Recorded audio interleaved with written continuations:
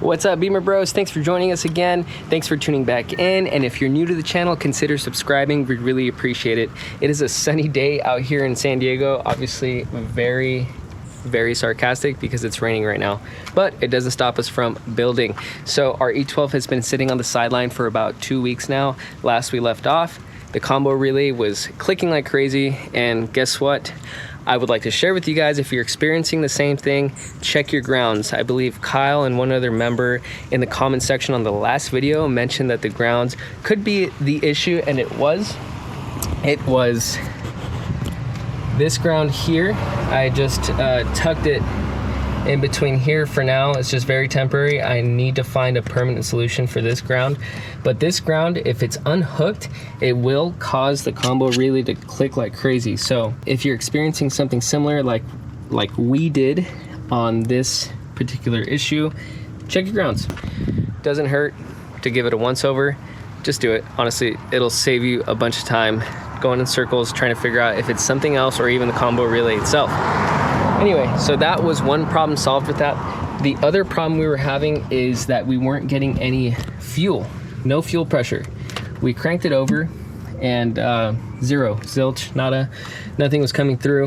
A good way to check when you're in here trying to figure out if there's fuel pressure or not, take the line off of the cold start valve. This is basically an injector that shoots fuel to get it warmer faster, I guess, in really cold conditions. But Southern California, we don't really need it. There's a way to delete it. I'll look into it. Not sure how to do it right now. Anyway, to check for this, pull this line off, put it in a bottle, crank the engine over, and it will fill.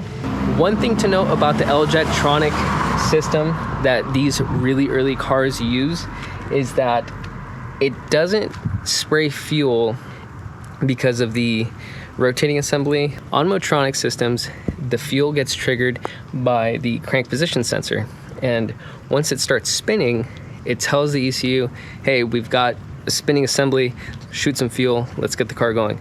In this L-Jetronic system, the fuel is triggered. I should probably cover this up, it's getting all wet.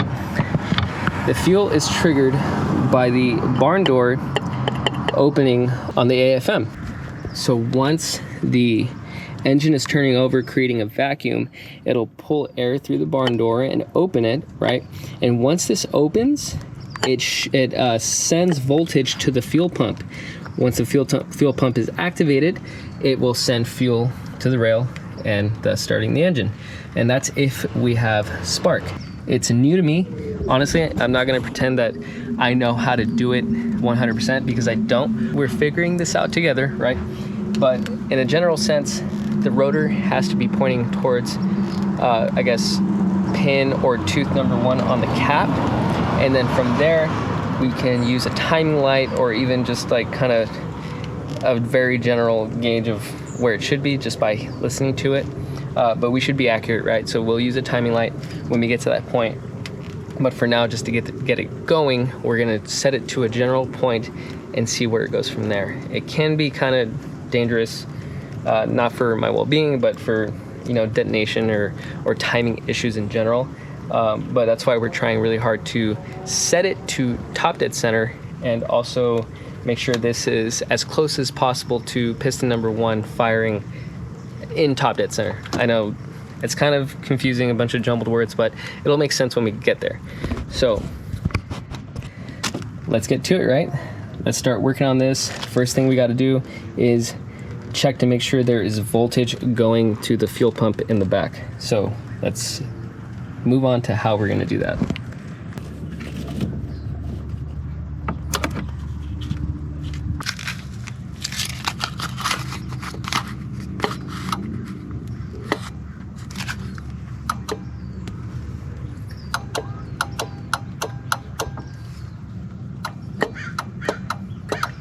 Not sure if you guys can hear that clicking, but that's the combo relay sending voltage to the fuel pump, I believe.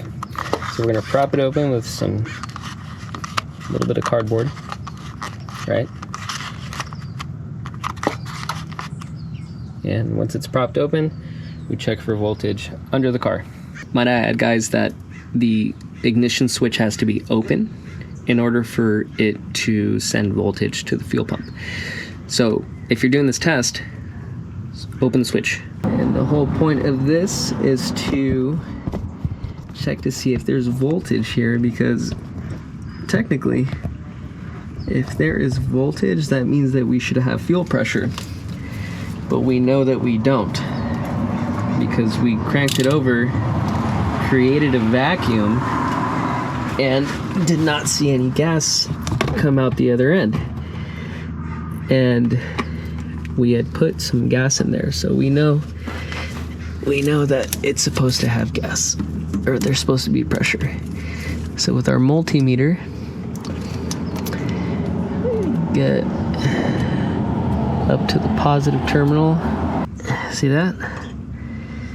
There's voltage. That's a bad ground, I think. I was reading almost 11 volts. Yeah, see, there you go. So there's voltage. It's just not turning over, or the pump is not turning on. So that means it's got a dead pump. That's one thing solved, right? So we're gonna replace the pump, and we're gonna pick up a new filter, because who knows when the last time that was replaced, right?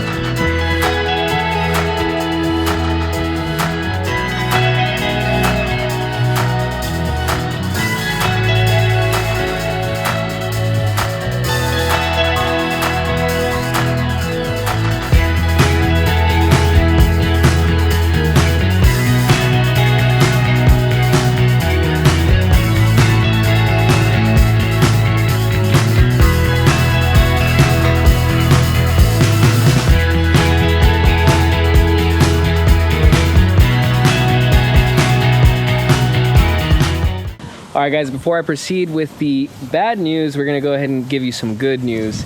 I have fully assembled the top end. I'll put the hoses, routed everything where it should be, and took care of a slight opening that we had here that was a little too big, so we used a helicoil. But my brother came to the rescue and brought That's right, something. guys. You know, we're all about, like, fixing problems. Improvising. And improvising. So, as you guys probably already aware, parts for this vehicle are very scarce. And, you know, who else but to have a horde of E34 parts but me? Yes. Me and my brother collectively collect parts, but more than anything, he'll go to the yard and just grab the E34 stuff. And I don't need it. He needs it. He's going to eventually need it. E39 stuff too. But anyway, so what we're doing today is swapping out the pump because it started leaking. And it started leaking from the case. I'll show you when I remove it. The casing itself, you can see where it's stained, all the fuel is coming out. So what we're gonna do is... Mind you, this is an experimentative process, and we're not sure if it's gonna work. The E34 pump is a submersible pump, as you guys already know. However, it's a very similar fit to this vehicle's. So we're gonna show you what that looks like. So don't ask me why I have so many of these pumps. If you guys refer back to one of my videos, actually probably like an Instagram clip, my E34. In the meantime, if you don't follow us on Instagram, follow us on Instagram right now. Yeah, my E34 kept going through pump after pump and after pump. Guess what? You have to change the filter, the gas filter, otherwise your pumps are going to keep going. So I have a sparse. Wait, how long did it take for you to swap that filter? How many thousands of miles? More like 3 pumps. We're all about transparency here. Yeah. 3 pumps, 50,000 miles? Probably 50,000 miles. 50,000 miles. Then eventually we had to change out the filter. Mind you, the filter probably saved the engine. The filter was probably original off the assembly line. But this is one of many pumps that I have laying around. This actually is brand new.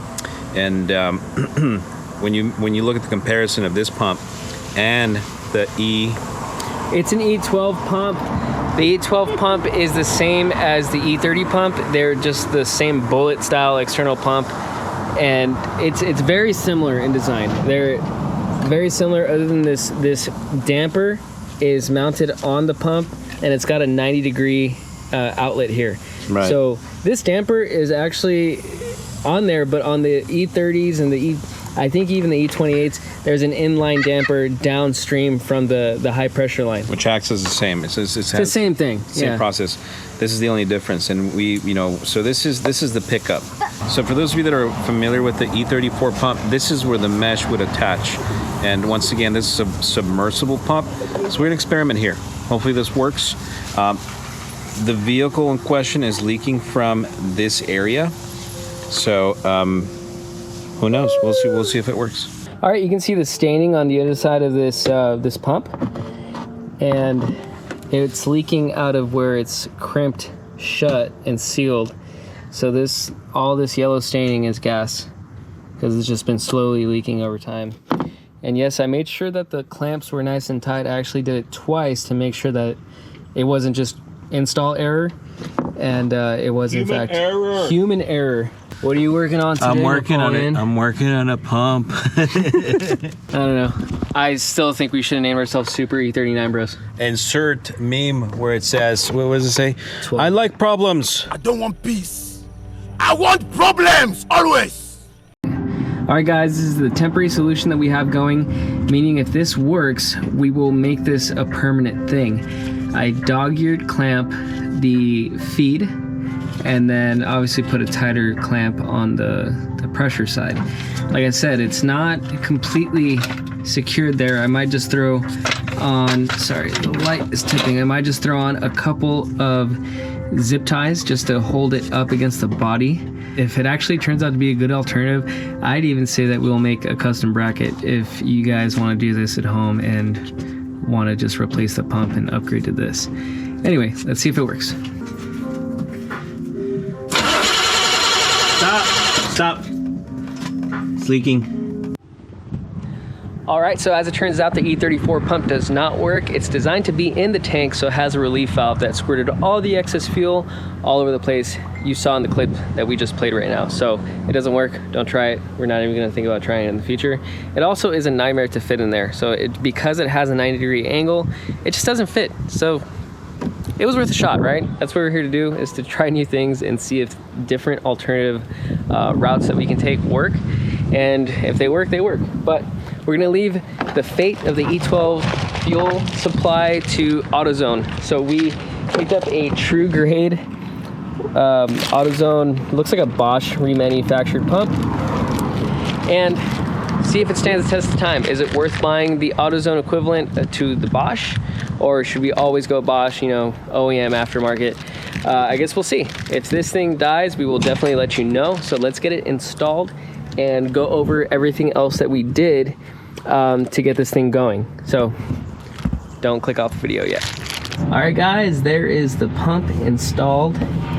I did use a dog ear clamp on the feed side, but on the pressure side, I decided to use these cool little, I'm sure you can see it from here, these cool little, they're hose clamps, but they have it's like almost like a dog ear style, but it has a bolt going through it. Looks pretty secure, so let's move on and go over everything that we did to make sure that this thing can start. Some of the things I learned about the Eldritronic system is that they're very, very sensitive to vacuum leaks. I made sure to clamp down the intake boot here. This pre-AFM elbow isn't as important, but it's always obviously important to clamp this down. See, I still haven't tightened this down. I will tighten that down. So I made sure that all the vacuum lines were in. That's a fuel line, vacuum line. There's a lot of vacuum lines on the Eldritronic system. This one going to this sensor, and then from here, I routed it under the plenum and up and over here into the throttle body vacuum nipple here. Always double check this. That's what I've learned. I'll continue to actually look into this to make sure that all the vacuum lines are routed the way they're supposed to be routed. Other than this, I mean, these old systems, I mean, at this point, these harnesses are 40 plus years old. Make sure that there are no shorts, right? I've learned that. That's just, That's a little more obvious than I'd like to admit, but a lot of people out there don't check the condition of their harness, and I like to lead by example. I mean, if there's anything that I wish I would have done when I first started learning about cars in general, is to always check wires to make sure they're good. But in order for this to actually start, right, we got to make sure that our coil works, and make sure you look at the proper testing procedure for this, and also, more importantly, the position of this rotor. So one thing I learned from my buddy Kyle, he's actually the previous owner of this car, is that these cars, they actually fire the injectors off of the rotor position. As you can tell, there is a rotor, right? And this rotor is attached to a shaft that has a gear at the very end of this, on this end, that the cam is, as it's turning, it's actually got another gear that comes straight off of it, and you can see the space right here. That's where the gear is. And it'll turn this, and it's synchronized with the timing of the rotating assembly. So at the point where it's stopped at center on cylinder number 1, right, for example, it's gonna hit the ignition point so that it can spark the fuel. And also the injectors are synced with this. So as far as I'm concerned, and from what I've read, these points are the injector timing too. If you don't have the rotor in the correct position, the injectors won't fire either. And that's super important, because basically this is 90% of how your car's gonna start right here. Your car's gonna start, or if it doesn't start, it's gonna be right here. So when you have this in top dead center, that's cylinder number 1, and you gotta remember that cylinder number 6 is also in the same position. However, this is on a power stroke, right? And this is in between, so it's gonna be like both lobes on the cam are gonna be pointing up.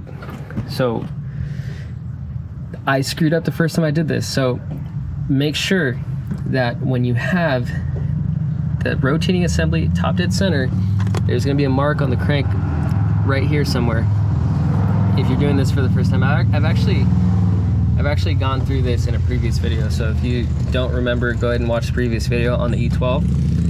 If you have this up, make sure that when the cam is in power stroke here, or the cam is positioned power here, it's on the opposite here. It's gonna be on exhaust here. So what I did is, it was in power stroke, and this was actually pointing to number 6 because it was phased wrong. It was on the wrong rotation. So power stroke, this has to be pointed to 1. And you can see here, number 1 is where it's gonna be positioned.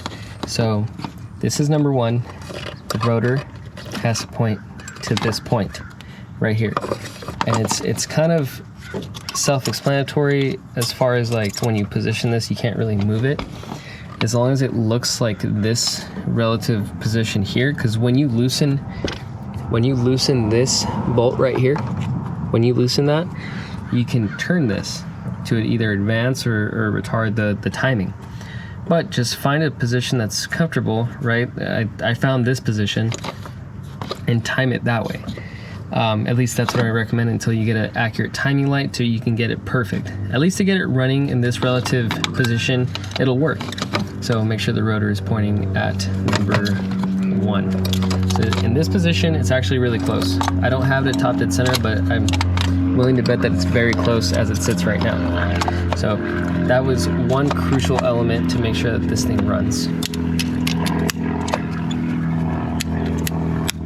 To be completely honest with you, I've already cranked this thing over before this, but when that happened, I had the fuel pump issue, and I've just been running around like a chicken with its head cut off because I couldn't figure out where to get the other pump. I didn't want to wait for an order from FCP, so we've come to this, and AutoZone's going to carry us the rest of the way.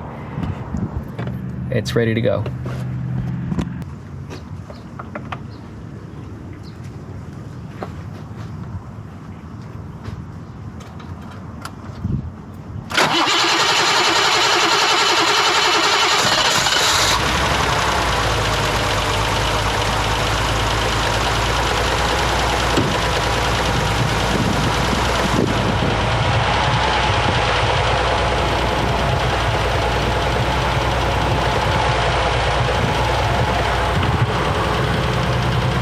There you have it, guys. It's running. I haven't properly bled the coolant system, so we're not gonna let it run for very long. I wanna make sure there's no air bubbles in there, but it's running.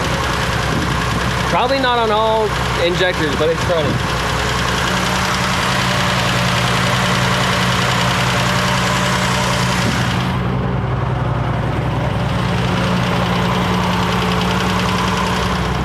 Should probably also make sure there's no fuel leaks.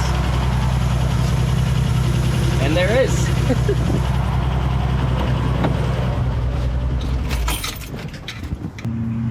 That's not good, huh? Alright, we're gonna disconnect the battery and fix that up. Alright guys, no leaks. But we do have an exhaust leak right here from this weld. You can see the condensation's blowing through it. But this is the more important part. That looks awesome.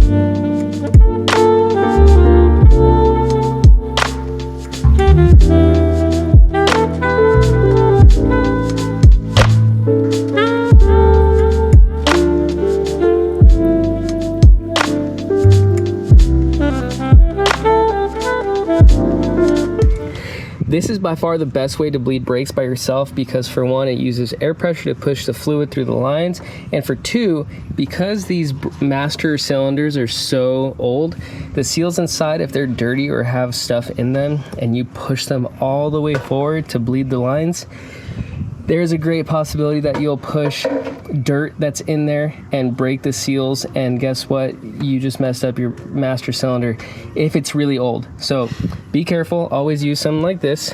Say hi, Cass. Hi. Always use something like this and make sure that you do it the right way. I'm the one that was making the music. What was that?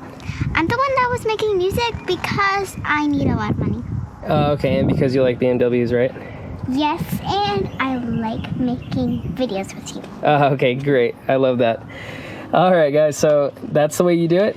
And I hope that you guys pick up something like this. I actually don't like this brand very much. Owned by ECS. I'll keep my opinions to myself about that company, but hey, find something like this or use a vacuum system. All right, so what you gotta do is we're gonna put this right on the valve. Get a little closer. Right here? Right here, right here. I think so I'm gonna push it for you, and you're gonna pull the trigger down for me, okay? Right there. All right. So go. Keep going. It's already turning up. You gotta hold it. You gotta hold it. It's already turning up. Yeah, it is. All right, let it go. Let it go. All right, a little more. All right, let it go. You see these numbers right here? Yeah. These numbers tell you how much pressure is in the tire, so keep going. That number has to be 30. All right, let it go. All right, a little more. All right, let it go. That's close enough. So what did we do? We give the tire a little more air because it was kind of flat on the bottom, so we had to get it in place so it could be like when you're driving with this when it's all so it's like safe, right? Perfect. Yeah, so we need it all safe because it's perfect. Yeah, all right, perfect. All right, guys, there you guys have it. It's running, and it's actually running better than I thought it would. We have an overheating issue, which we will cover in the next video. On the agenda for the next video, also, we're gonna be doing the water pump and the fan clutch. But until then, we gotta figure out how we're gonna remedy all the leaking that is going on underneath this thing. It's pretty much gonna be all the seals. So we're gonna do a game plan and figure out how we're gonna do that exactly and when, but we will do it because I do wanna daily drive this thing eventually. Anyway, thank you for tuning back in, and we really appreciate all the support. Please remember to like, share, and subscribe, and see you in the next one. Take care, guys.